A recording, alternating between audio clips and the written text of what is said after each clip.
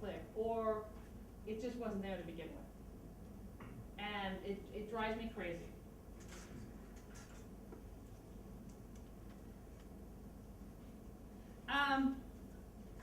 Serena Williams, this is another one. This was about the French Open. I was excited. Serena Williams has been doing really well. This is all about her riding a bicycle around Paris.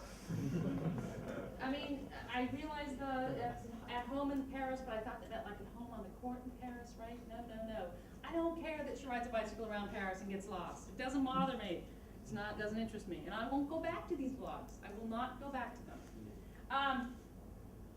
How I got addicted to playing games on my iPhone, stuff that is like so eternal. So I asked other people who actually are addicted to playing games on their iPhone if they would read this article, and they said no. So it's like some passions are just not interesting. Here's my personal favorite. Would you read this if somebody handed you this on a piece of paper? Would you read it? And how long would it take you to figure out what the heck it was about?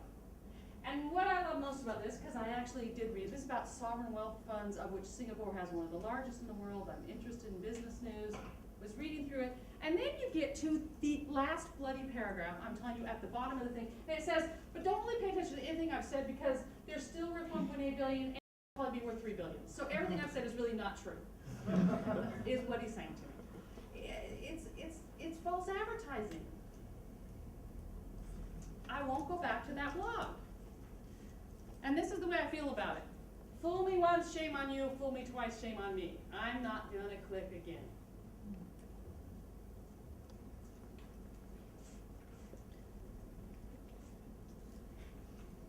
Hard to believe anybody could learn anything from Ashton Kutcher, but it is possible. I have learned something from Ashton Kutcher. As many of you know, he was in a rather dramatic contest with CNN to see who could get to 1 million Twitter followers first.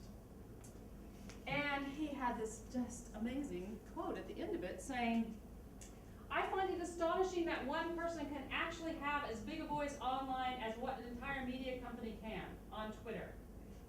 I'm not sure that's English to begin with, but okay, he says that. And indeed, when you go to the top 100 Twitter screen names, you find that he is above CNN breaking news. Britney Spears is down here at the Ellen show, some really important stuff there, right? And then you find out that 1/3 of all Twitter users have 10 or fewer followers. And users, you probably know this, users upload 15 hours of video to YouTube every day, more than 100 and whatever that number is. This is way old. I know it's over 130 million now. So how much can you read or you watch? You can't. And when I found this bit of statistic, which is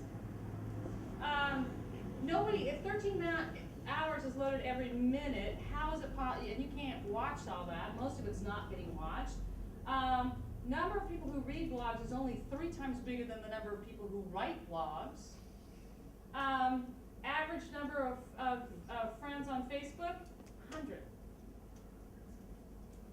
So what I learned from Ashton Kutcher is that the famous get more famous, the big get bigger, and if you have time to follow Ashton Kutcher on Twitter, you need a life. And if you want a little bit more proof of that, this is the Huffington Post, a very well-known blog site. This is the list of people who were contributing on one day. I did not edit this list. So Bob Woodruff, ABC News correspondent, famously seriously injured in Iraq. Harry Shearer is an author. Matthew Alexander, he led the interrogations that found Zakari. Larry Kramer is an activist author. Alec Baldwin is an actor. David Reese is on, actually that's the one I don't know. MNFTIU. Kim Cattrall, the Sex and the City actress. David Bromwich, who's a professor at Yale. Wesley Clark, and you get the idea. These are all people who are well known. The big get bigger, the famous get more famous.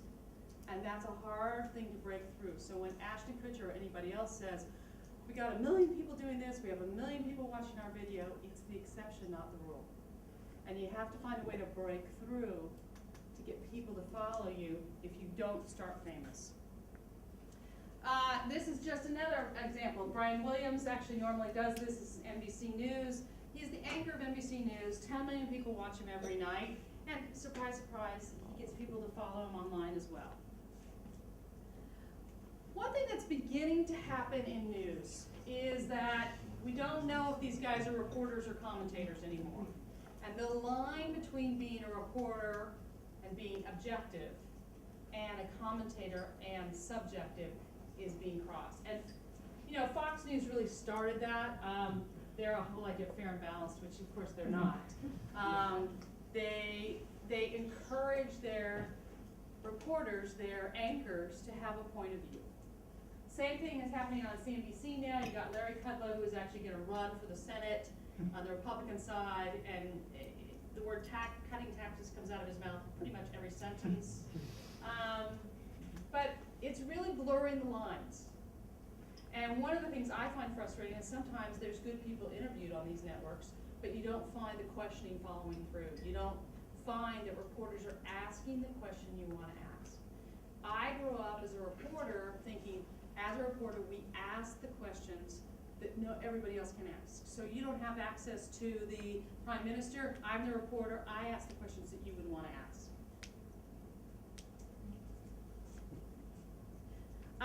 This is a real opportunity for bloggers. It really is. Let me talk about some great blogs who are doing it well, who have stepped into that commentary reporting void and figured out some things. BNet is an excellent site for business. They have some great advice, and they have been so smart about pulling good advice, good blog posts they pull articles from Harvard Business Review, from other really prominent sites, and they're using some old but very well proven magazine techniques to get people to tune in. So it's all, you know how when you go to the magazine stands, the women's magazines, 365 new looks for summer and 14 ways to fight zits, whatever it is. It's the 10 ways to succeed, the 10 ways to get a job in a downturn, the 8 ways to succeed with your employees. Those sorts of number of things work very well, and they're doing that with business news. It's, I should not say business advice, leadership, management, how to get by in a recession. They're doing it very smartly, using old journalistic techniques, pulling good content from different places, and making it easily accessible. Slate and Salon, of course, started early on, got some very good commentators to come on and write blogs for them, very much in the journalistic style. CNET, ZDNet, great places to go. You want to look up technology, find out something's going on, find a review that's an independent review that you know isn't tainted. You can find it there. When I go to buy a new camera, I go there, I look it up, I find out what I'm looking for.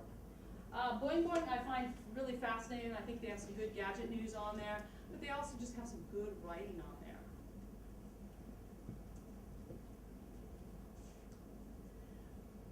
Barack Obama, of course, was very effective. His campaign in the online, with blogs, with other emails, with all the posts, and it's remarkable how they're following through with this. The day he proposed a budget, and in the U.S. you propose a budget, but the Congress has to approve it. And the day after that, they had blog posts, they sent out emails, they got right back to that community that had supported them, and with these fantastic emails. Here's the email and phone number of your congressman, your 2 senators. Contact them and tell them you support this budget. That sort of grassroots, getting right back down to say, fine, there's politics in Washington, we're going to go right under you, right around you. Right back to that audience. Incredibly effective.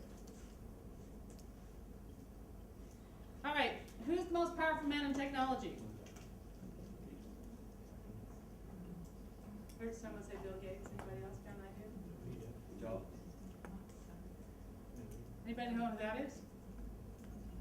I would argue that this is the most powerful man in technology. Anybody?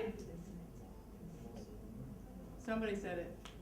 He has a blog called All Things Digital, And this is why I think he's the most powerful, because he can get Steve Jobs and Bill Gates to sit next to each other on a stage